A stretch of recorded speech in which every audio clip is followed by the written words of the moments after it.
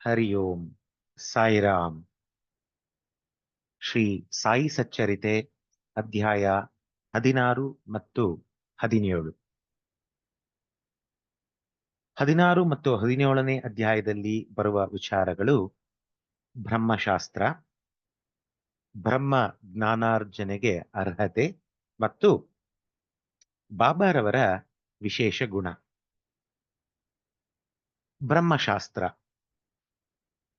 ಈ 2 ಅಧ್ಯಾಯಗಳು ಬಾಬಾರವರಿಂದ ಶೀಘ್ರದಲ್ಲಿಯೇ ಬ್ರಹ್ಮಜ್ಞಾನವನ್ನು ಪಡೆಯಬೇಕೆಂದು ಬಂದವನೊಬ್ಬನ ಕತೆಗೆ ಸಂಬಂಧಿಸಿದೆ. ಈ ಹಿಂದಿನ ಅಧ್ಯಾಯದಲ್ಲಿ ಶ್ರೀ ಚೋಳಕರ ಅವರ ಹರಕೆ ಮತ್ತು ಅದನ್ನು ಅವರು ಈಡೇರಿಸಿದ ವಿಚಾರವನ್ನು ತಿಳಿಸಿದ್ದೇನೆ. ಬಾಬಾರವರು ಎಲ್ಲ ವಸ್ತುಗಳನ್ನು ಪ್ರೀತಿ, ಪ್ರೇಮ ಮತ್ತು ಭಕ್ತಿಯಿಂದ ಅರ್ಪಿಸಿದರೆ ಅವುಗಳನ್ನು ಸ್ವೀಕರಿಸುತ್ತಿದ್ದರು. ಆದರೆ ಅವುಗಳನ್ನು ಅಹಂಭಾವದಿಂದ ಅರ್ಪಿಸಿದರೆ ಅವರು ನಿರಾಕರಿಸುತ್ತಿದ್ದರು ಎಂಬುದು ಈ ಕಥೆಯಿಂದ ವೇದ್ಯವಾಗುತ್ತದೆ. ಬಾಬಾರವರು ಸಚ್ಚಿದಾನಂದರಾಗಿದ್ದರು. ಆದ್ದರಿಂದ ಅವರು ಬಾಹ್ಯಾಡಂಬರಗಳಿಗೆ ಗಮನ ಕೊಡುತ್ತಿರಲಿಲ್ಲ. ಅವರಷ್ಟು ಉದಾರಿ ಮತ್ತು ದಯಾಳುವಾದವರು ಬೇರೆ ಯಾರೂ ಇರಲಿಲ್ಲವೆಂದೇ ಹೇಳಬಹುದು. ಅವರನ್ನು ಚಿಂತಾಮಣಿ ವಜ್ರಕ್ಕಾಗಲಿ, ಕಲ್ಪತರುವಿಗಾಗಲಿ ಅಥವಾ ಕಾಮಧೇನುವಿಗಾಗಲಿ ಹೋಲಿಸುವುದು ಸರಿಯಲ್ಲ. ಏಕೆಂದರೆ ಅವು ನಾವು ಇಚ್ಛೆ ಪಟ್ಟಿದುದನ್ನು ಮಾತ್ರ ಕೊಡಬಹುದಾಗಿದೆ. ಆದರೆ ಸದ್ಗುರುವಾದಂತಹ ಬಾಬಾರವರು ಇವುಗಳಿಗಿಂತಲೂ ಊಹಿಸಲು ಅಸಾಧ್ಯವಾದ ಅನರ್ಘ್ಯವಾದಂತಹ ವಸ್ತುಗಳನ್ನು ನೀಡುವ ಸಾಮರ್ಥ್ಯ ಉಳ್ಳವರಾಗಿದ್ದರು. ಈಗ ಬಾಬಾರವರು ತಮ್ಮಲ್ಲಿಗೆ ಬ್ರಹ್ಮಜ್ಞಾನವನ್ನು ಪಡೆಯಲು ಬಂದ ಧನಿಕನೋರ್ವನನ್ನು ಹೇಗೆ ಆಶೀರ್ವದಿಸಿದರು ಎಂಬುದನ್ನು ನೋಡೋಣ. ಯಾವ ಚಿಂತೆಯೂ ಇಲ್ಲದೆ ಸುಖಿಯಾಗಿ ಒಬ್ಬ ಗೃಹಸ್ಥನಿದ್ದನು. ಅವನಿಗೆ ವಿಪುಲವಾದ ಐಶ್ವರ್ಯವಿತ್ತು. ಮನೆ ಮಠಗಳಿದ್ದವು. ಅವನೂ ಸಹ ಬಾಬಾರವರ ಕೀರ್ತನೆಯನ್ನು ಕೇಳಿದ್ದನು. ಬ್ರಹ್ಮಜ್ಞಾನವನ್ನು ಪಡೆದರೆ ಇನ್ನೂ ಸುಖಿಯಾಗಿರಬಹುದೆಂದು ಭಾವಿಸಿ ಶಿರ್ಡಿಗೆ ಹೋಗಿ ಬಾಬಾರವರಿಂದ ಬ್ರಹ್ಮಜ್ಞಾನವನ್ನು ಪಡೆಯುವೆನು ಎಂದು ಹೇಳುತ್ತಿದ್ದನು. ಅವನ ಸ್ನೇಹಿತರು ಬ್ರಹ್ಮಜ್ಞಾನವನ್ನು ಪಡೆಯುವುದು ಅಷ್ಟು ಸುಲಭವಲ್ಲ. ಯಾವಾಗಲೂ ಐಶ್ವರ್ಯ, ಮಡದಿ, ಮಕ್ಕಳು ಮುಂತಾದವುಗಳ ಮೋಹದ ಬಲೆಗೆ ಸಿಕ್ಕಿರುವ ಅತಿ ಆಸೆಯುಳ್ಳ ನಿನ್ನಂತಹವನಿಗೆ ಬ್ರಹ್ಮಜ್ಞಾನ ಪಡೆಯುವುದೇ ಕಷ್ಟ. ಒಂದು ಬಿಡಿಕಾಸನ್ನು ಸಹ ದಾನ ಮಾಡಲು ಮನಸ್ಸಿಲ್ಲದ ವ್ಯಕ್ತಿಗೆ ಬ್ರಹ್ಮಜ್ಞಾನವನ್ನು ಯಾರು ನೀಡುತ್ತಾರೆ ಎಂದು ಹಾಸ್ಯ ಮಾಡಿದರು. ಆದರೂ ಸ್ನೇಹಿತರ ಸಲಹೆಯನ್ನು ಲೆಕ್ಕಿಸದೆ ಅವನು ಮಾರನೇ ದಿನವೇ ಗಾಡಿ ಮಾಡಿಕೊಂಡು ಶಿರ್ಡಿಗೆ ಬಂದನು.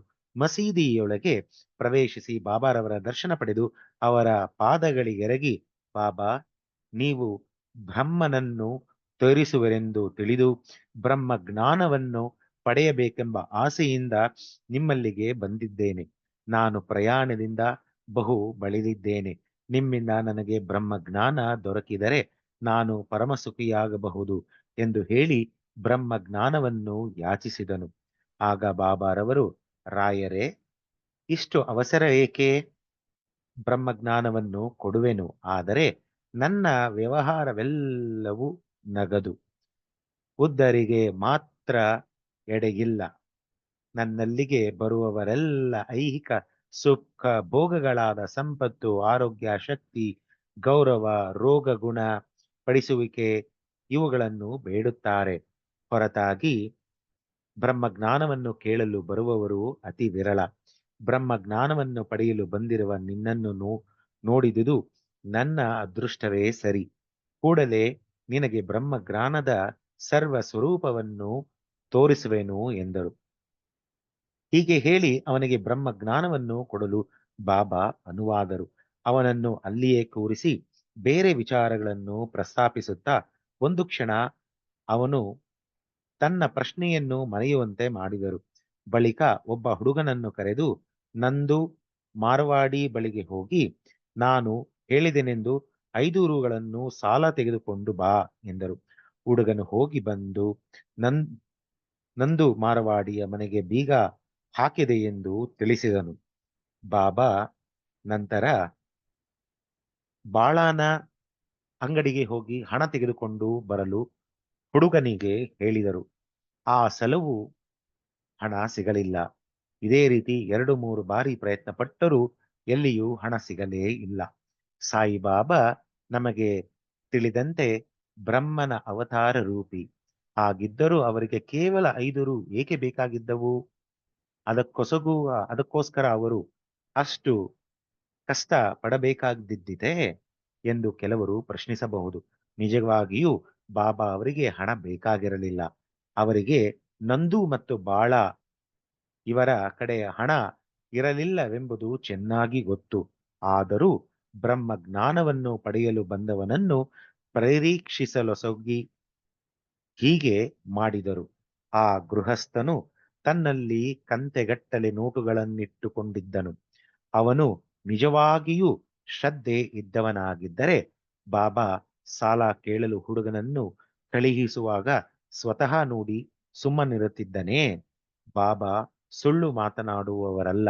ಸಾಲವನ್ನು ಕೂಡಲೇ ಹಿಂತಿರುಗಿ ಕೊಡುತ್ತಾರೆ ಎಂದು ತಿಳಿದರೂ ಸಹ ಸುಮ್ಮನೆ ಇದ್ದರು. ಹಾಗೆ ಬಾಬಾ ಕೂಡಲೇ ಎರವಲಾಗಿ ತರಲು ಹೇ- ಹೇಳಿದ ಹಣವಾದರೂ ಎಷ್ಟು? ಕೇವಲ 5 ರೂಪಾಯಿಗಳು. ಇಂತಹವನು ಬಾಬಾರವಿಂದ ಬ್ರಹ್ಮಜ್ಞಾನವನ್ನು ಪಡೆಯಲು ಬಂದವನು. ನಿಜವಾಗಿಯೂ ಬಾಬಾರವರನ್ನು ಮನಪೂರ್ವಕವಾಗಿ ಪ್ರೀತಿಸುತ್ತಿದ್ದವನಾಗಿದ್ದರೆ ಈ ಸಂದರ್ಭದಲ್ಲಿ ಅವನು ಖಂಡಿತ ತಾನೇ ಸಾಲ ಕೊಡುತ್ತಿದ್ದನು. ಆದರೆ ಅವನ ವಿಷಯವೇ ಬೇರೆ. ಹೋಗಲಿ, ಅವನು ಮೌನದಿಂದ ಮೌನದಿಂದಲಾದರೂ ಇದ್ದನೇ? ಇಲ್ಲ. ಮರಳಿ ಹೋಗಲು ಕಾತುರನಾಗಿ ಬಾಬಾ ಬೇಗನೆ ಬ್ರಹ್ಮಜ್ಞಾನವನ್ನು ತೋರಿಸಿ ಎಂದು ತಾಳ್ಮೆ ಮೀರಿ ಹೇಳಲು ಆರಂಭಿಸಿದನು. ಆಗ ಬಾಬಾ, ಮಿತ್ರ, ಇಲ್ಲಿ ನಡೆದುದೆಲ್ಲವೂ ನಿನಗೆ ಅರ್ಥವಾಗಿಲ್ಲವೇ? ನಿನಗೆ ಬ್ರಹ್ಮಜ್ಞಾನವನ್ನು ನೀಡಲು ನಾನು ಪ್ರಯತ್ನ ಪಡಲಿಲ್ಲವೇ? ಸಂಕ್ಷಿಪ್ತವಾಗಿ ಹೇಳುವುದಾದರೆ, ಬ್ರಹ್ಮಜ್ಞಾನವನ್ನು ಪಡೆಯಬೇಕೆಂಬುವವನು ಪಂಚಪ್ರಾಣ, ಪಂಚೇಂದ್ರಿಯಗಳು, ಮನಸ್ಸು, ಬುದ್ಧಿ, ಅಹಂಕಾರ ಮೊದಲಾದ 5 ವಿಷಯಗಳನ್ನು ಪರಮಾತ್ಮನಿಗೆ ಅರ್ಪಿಸಬೇಕು. ಬ್ರಹ್ಮಜ್ಞಾನದ ದಾರಿಯು ಖಡ್ಗದ ಅಲುಗಿನಷ್ಟು ಹರಿತವಾದುದು ಮತ್ತು ಅಷ್ಟೇ ಅಪಾಯಕಾರವಾದುದು ಎಂದರು. ಬ್ರಹ್ಮ ಜ್ಞಾನಾರ್ಜನೆಗೆ ಅರ್ಹತೆ. ತಮ್ಮ ಜೀವಿತದಲ್ಲಿ ಸರ್ವರಿಗೂ ಬ್ರಹ್ಮ ಜ್ಞಾನವನ್ನು ಹೊಂದಲು ಸಾಧ್ಯವಿಲ್ಲ. ಇದಕ್ಕೆ ಕೆಲವು ಅರ್ಹತೆಗಳಿವೆ. 1. ಮುಮುಕ್ಷು, ಮುಕ್ತರಾಗಬೇಕೆಂಬ ಅಭಿಲಾಷೆ. ಯಾರು ಸಂಸಾರ ಬಂಧನದಿಂದ ಮುಕ್ತರಾಗಲಿಚ್ಛಿಸಿ ಶ್ರದ್ಧೆ ಭಕ್ತಿಯಿಂದ ಆ ಗುರಿಯನ್ನು ಸಾಧಿಸಲು ಶ್ರಮಿಸುತ್ತಾರೆಯೋ ಅಂಥವರು ಧಾರ್ಮಿಕ ಜೀವನಕ್ಕೆ ಅರ್ಹರು. 2. ವಿರಕ್ತಿ, ಪ್ರಾಪಂಚಿಕ ಸುಖ ಭೋಗಗಳಲ್ಲಿ ಅನಾಸಕ್ತಿ. ಮನುಷ್ಯನು ಸಂಪತ್ತು, ಗೌರವ ಮೊದಲಾದ ಐಹಿಕ ಸುಖಗಳ ಕಡೆಗೆ ಗಮನವಿಟ್ಟರೆ ಅಂಥವರು ಈ ಆಧ್ಯಾತ್ಮಿಕ ವಲಯದಲ್ಲಿ ಪ್ರವೇಶಿಸಲು ಅರ್ಹರಲ್ಲ. 3. ಅಂತರ್ಮುಖತೆ. ನಮ್ಮ ಇಂದ್ರಿಯಗಳೆಲ್ಲವೂ ಆ ಪರಮಾತ್ಮನ ಸೃಷ್ಟಿ. ಅವು ಯಾವಾಗಲೂ ಬಹಿರ್ಮುಖವಾಗಿಯೇ ಯೋಚಿಸಲಾರಂಭಿಸುವವು. ಆದುದರಿಂದ ಮಾನವನು ಸಾಮಾನ್ಯವಾಗಿ ಅಂತರ್ಮುಖನಾಗದೆ ಬಹಿರ್ಮುಖನಾಗಿಯೇ ಇರುತ್ತಾನೆ. ಯಾರು ಬ್ರಹ್ಮಜ್ಞಾನಕ್ಕೆ ತವಕ ಪಡುವರೋ ಅಂಥವರು ಅಂತರ್ಮುಖರಾಗಬೇಕು. 4. ಪಾಪ ವಿಮುಕ್ತಿ. ಯಾವನು ತನ್ನ ದುಷ್ಟ ಸ್ವಭಾವವನ್ನು ಬಿಡದೆ ದುಷ್ಕೃತ್ಯಗಳನ್ನು ನಿಲ್ಲಿಸುವುದಿಲ್ಲವೋ ಅಂಥವನಿಗೆ ಹೇರಳವಾದ ಜ್ಞಾನವಿದ್ದರೂ ಸಹ ಬ್ರಹ್ಮಜ್ಞಾನವನ್ನು ಹೊಂದಲು ಸಾಧ್ಯವಾಗುವುದಿಲ್ಲ. 5. ಶ್ರೇಯಸ್ಸು. ವಸ್ತುಗಳಲ್ಲಿ ಒಳ್ಳೆಯದು ಮತ್ತು ಮಧುರವಾದುದು ಎಂಬ 2 ಬಗೆಗಳಿವೆ. ಮೊದಲನೆಯದು ಆಧ್ಯಾತ್ಮಿಕ ವಿಚಾರವನ್ನು, ಎರಡನೆಯದು ಪ್ರಾಪಂಚಿಕ ವಿಚಾರವನ್ನು ತೋರಿಸುತ್ತದೆ. ಇವೆರಡೂ ಮಾನವನು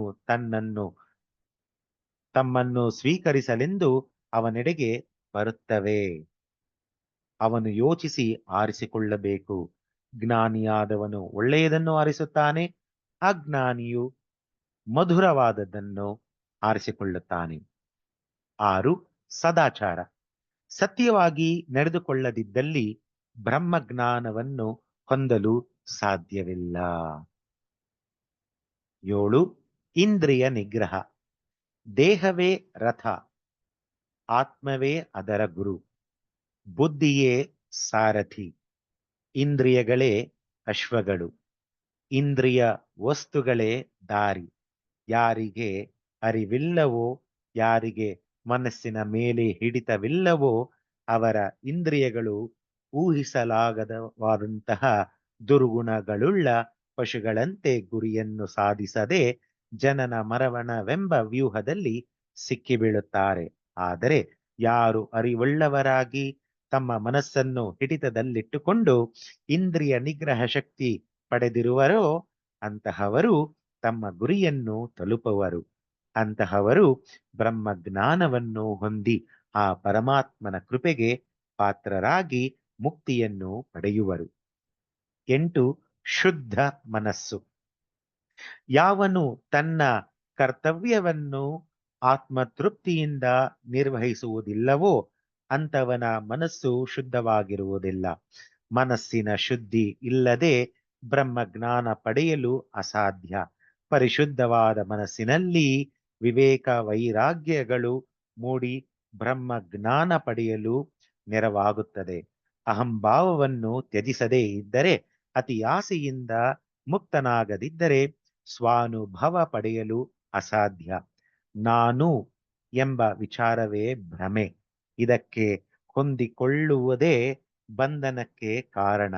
ಈ ವಿಚಾರ ದೂರ ಮಾಡಿ ಮೋಹ ಮಮತೆಗಳಿಂದ ವಿಮುಕ್ತರಾದರೆ ಮಾತ್ರ ಸ್ವಾನುಭವ ಪಡೆಯಬಹುದು.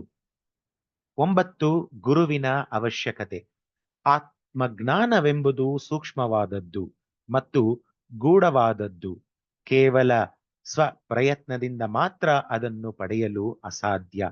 ಆದುದರಿಂದ ಗುರುವಿನ ನೆರವು ಅಗತ್ಯ. ಆ ಗುರುವು ಸಹ ಸ್ವಾನುಭವ ಹೊಂದಿದವನಾಗಿರಬೇಕು. ಎಷ್ಟೇ ಕಷ್ಟಪಟ್ಟು ದೊರಕಿಸಲು ಸಾಧ್ಯವಿರದ ಬ್ರಹ್ಮಜ್ಞಾನವನ್ನು ಗುರುವಿನಿಂದ ಸುಲಭವಾಗಿ ಪಡೆಯಬಹುದು. ಏಕೆಂದರೆ ಗುರುವು ಅದನ್ನು ಅನುಭವಿಸಿ ಅದನ್ನು ತೋರಿಸುತ್ತಿರುವಾಗಲೇ ಶಿಷ್ಯರು ಕ್ರಮೇಣ ಸ್ವಾನುಭವ ಪಡೆಯಬಹುದು. 10. ಪರಮಾತ್ಮನ ದಯೆ. ಕೊನೆಯದಾಗಿ ಪರಮಾತ್ಮನ ದಯೆ ಅತ್ಯಗತ್ಯ ಮತ್ತು ಅನಿವಾರ್ಯ. ಮಾನವನಿಗೆ ವಿಚಾರ, ವಿವೇಕ ಮತ್ತು ವೈರಾಗ್ಯಗಳನ್ನು ನೀಡಿ ಅವನನ್ನು ಪ್ರಾಪಂಚಿಕ ಸಾಗರದಿಂದಾಚೆಗೆ ಗುರುವು ಕರೆದುಕೊಂಡು ಹೋಗುತ್ತಾನೆ.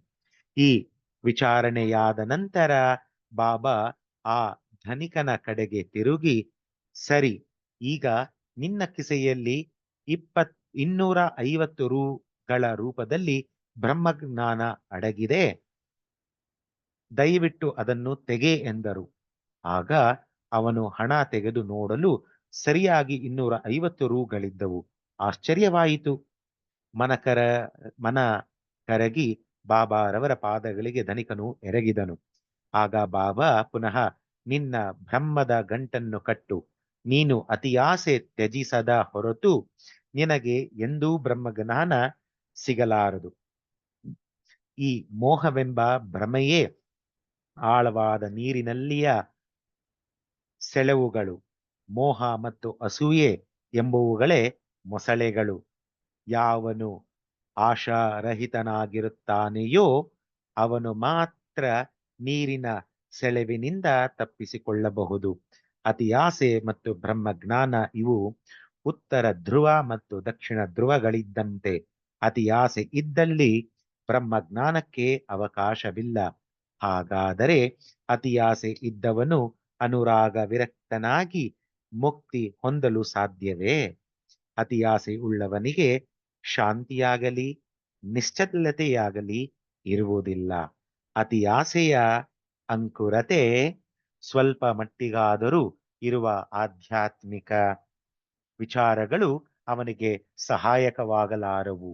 ಅತಿಯಾಸೆ ಎಳ್ಳಷ್ಟು ಇರಬಾರದು. ತನ್ನ ಕಾರ್ಯಕ್ಕೆ ಪ್ರತಿಫಲ ಅಪೇಕ್ಷಿಸುವವನು ಎಂಥ ವಿದ್ವಾಂಸನಾಗಿದ್ದರೂ ಅವನಿಗೆ ಸ್ವಾನುಭವ ದೊರಕಲಾರದು. ಇಂದ್ರಿಯ ವಸ್ತುಗಳ ಭೋಗಾಪೇಕ್ಷೆಯುಳ್ಳ ಅಹಂಭಾವ ಇರುವವನಿಗೆ ಗುರುವಿನ ಉಪದೇಶದಿಂದ ಏನು ಪ್ರಯೋಜನವಾಗಲಾರದು. ಮನ ಶುದ್ಧೀಕರಣ ಅತ್ಯಗತ್ಯ. ಇದಿಲ್ಲದೆ ಆಧ್ಯಾತ್ಮಿಕ ಪ್ರಯತ್ನವು ನಿಷ್ಪ್ರಯೋಜಕ ಮತ್ತು ಕೇವಲ ಡಾಂಬಿಕವಾದದ್ದು. ಆದುದರಿಂದ ಯಾರಿಗೆ ಏನು ತೊಂದರೆ ಯಾರಿಗೆ ಏನು ತೆಗೆದುಕೊಂಡರೆ ಕ್ಷೀಣಿಸಬಹುದೋ ಅದನ್ನು ಮಾತ್ರ ತೆಗೆದುಕೊಳ್ಳುವುದು ಮೇಲು. ನನ್ನ ಭಂಡಾರವು ತುಂಬಿದೆ. ಯಾರಿಗೆ ಏನು ಬೇಕೋ ಅದನ್ನು ಕೊಡಲು ನಾನು ಸಿದ್ಧನಾಗಿದ್ದೇನೆ. ಆದರೆ ನಾನು ಕೊಡುವುದನ್ನು ಅವರು ತೆಗೆದುಕೊಳ್ಳಲು ಅರ್ಹರೇ ಎಂಬುದನ್ನು ನಾನು ಯೋಚಿಸಬೇಕು.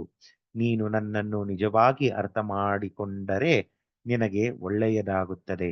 ಈ ಮಸೀದಿಯಲ್ಲಿ ಕುಳಿತು ನಾನು ಎಂದಿಗೂ ಸುಳ್ಳು ನುಡಿಯಲಾರೆ. ಅತಿಥಿಯನ್ನು ಮನೆಗೆ ಆಮಂತ್ರಿಸಿದಾಗ ಇತರ ಸ್ನೇಹಿತರು ಮತ್ತು ಸಂಬಂಧಿಗಳು ಯಾರಾದರೂ ಆ ಸಮಯದಲ್ಲಿದ್ದರೆ ಮನೆಯವರು ಅತಿಥಿಯೊಂದಿಗೆ ಅವರನ್ನೂ ಸಹ ಸತ್ಕರಿಸುತ್ತಾರೆ.